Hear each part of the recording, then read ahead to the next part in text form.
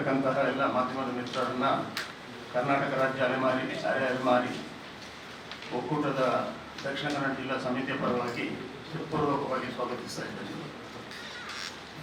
ಈ ಪತ್ರಿಕಾಗೋಷ್ಠಿಯ ಮುಖ್ಯ ಉದ್ದೇಶ ಅಂತ ಹೇಳಿದ್ರೆ, ಬೆಂಗಳೂರಿನ ಫ್ರೀಡಂ ಪಾರ್ಕ್ನಲ್ಲಿ ಇದೇ 21-22ರಂದು ನಮ್ಮ ಒಕ್ಕೂಟದ ವತಿಯಿಂದ ಗೌರವಾಧ್ಯಕ್ಷ ರವೀಂದ್ರ ಶೆಟ್ಟಿ ಅವರ ನೇತೃತ್ವದಲ್ಲಿ ಪ್ರತಿಭಟನಾ ಕಾರ್ಯಕ್ರಮ ಇದೆ.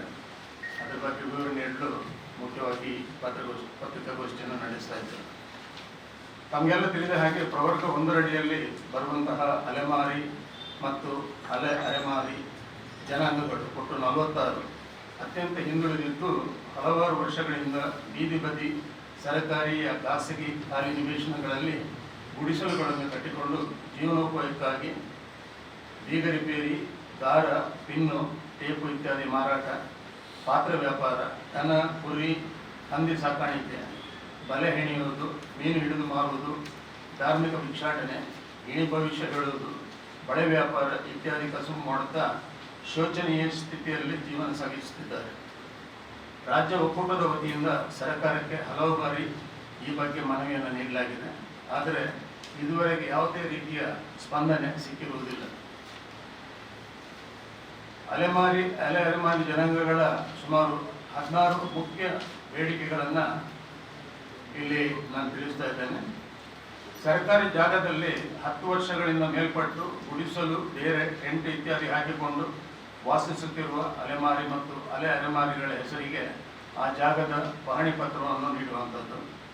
ಅಲೆಮಾರಿ ಜನರು ಹೆಚ್ಚಾಗಿ ವಾಸಿಸುತ್ತಿರುವ ಜಿಲ್ಲೆಗಳಲ್ಲಿ ಅವರಿಗಾಗಿ ಸಮುದಾಯ ಭವನವನ್ನು ನಿರ್ಮಿಸುವುದು, ಅರೆಮಾರಿ ಮಕ್ಕಳಿಗಾಗಿ ಪ್ರತಿ ಜಿಲ್ಲೆಗಳಲ್ಲಿ ವಸತಿ ಶಾಲೆಗಳನ್ನು ತೆರೆಯುವುದು, ಪ್ರತಿಷ್ಠಿತ ಖಾಸಗಿ ಶಾಲೆಗಳಲ್ಲಿ, ಕಾಲೇಜುಗಳಲ್ಲಿ ಅಲೆಮಾರಿ ವಿದ್ಯಾರ್ಥಿಗಳಿಗೆ ಯಾವುದೇ ತಾರತಮ್ಯ ಇಲ್ಲದೆ ಉಚಿತವಾಗಿ ನೇರ ಪ್ರವೇಶಾತಿಗೆ ಅವಕಾಶವನ್ನು ಕಲ್ಪಿಸುವಂಥದ್ದು, ನೀಟ್ ಮತ್ತು CET ಪರೀಕ್ಷೆಗಳಲ್ಲಿ ಪರಿಶಿಷ್ಟ ಜಾತಿ, ಪರಿಶಿಷ್ಟ ಪಂಗಡದ ವಿದ್ಯಾರ್ಥಿಗಳಿಗೆ ಅನುಸರಿಸುವ ಮಾನದಂಡಗಳನ್ನೇ ನಮ್ಮ ವಿದ್ಯಾರ್ಥಿಗಳಿಗೂ ಅನುಸರಿಸುವಂತಾಗಬೇಕು.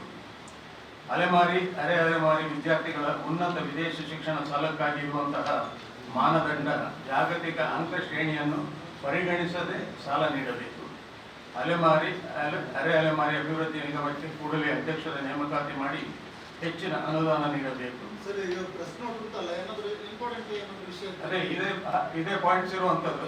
16 ಬೇಡಿಕೆ ಇರುವಂತದ್ದು. ಬೇಡಿಕೆ ಉಂಟು. ನಾಳೆ 21ಕ್ಕೆ ನೀವು ಅಲ್ಲಿ ಬೆಂಗಳೂರು ಹೋಗ್ತೀರಿ. ಬೆಂಗಳೂರು ಹೋಗುವಂತ ವಿಷಯ ಇಲ್ಲಿಂದ ಎಷ್ಟು ಜನ ಹೋಗ್ತಿದ್ದೀರಿ ಅದು ಗಮನಿಸ್ತೇವೆ ಅಷ್ಟೇ ಸರ್. ಇದೇ ಸುಮಾರು 17 ಏನು ಬೇಡಿಕೆಗಳಿವೆ. ಇದನ್ನ ಮುಂದಿಟ್ಟುಕೊಂಡು ಸರ್ಕಾರದ ಗಮನ ಸೆಳೆಯುವರೆ ಒಕ್ಕೂಟದ ವತಿಯಿಂದ 21 ಮತ್ತು 22ರಂದು ಬೆಂಗಳೂರಿನ ಫ್ರೀಡಂ ಪಾರ್ಕ್ನಲ್ಲಿ ಶಾಂತಿಯುತ ಪ್ರತಿಭಟನೆ ಸಲ್ಲಿಸಲು ನಿರ್ಧರಿಸಲಾಗಿದೆ. ಅದರ ಅಂಗವಾಗಿ ಅಹೋರಾತ್ರಿ ಧರಣಿ ನಡೆಯಲಿಕ್ಕಿದೆ. ಇಲ್ಲಿಂದ 50 ಜನ ರಾಜ್ಯದ ಎಲ್ಲ ಜಿಲ್ಲೆಗಳಿಂದ ಹೆಚ್ಚಿನ ಸಂಖ್ಯೆಯಲ್ಲಿ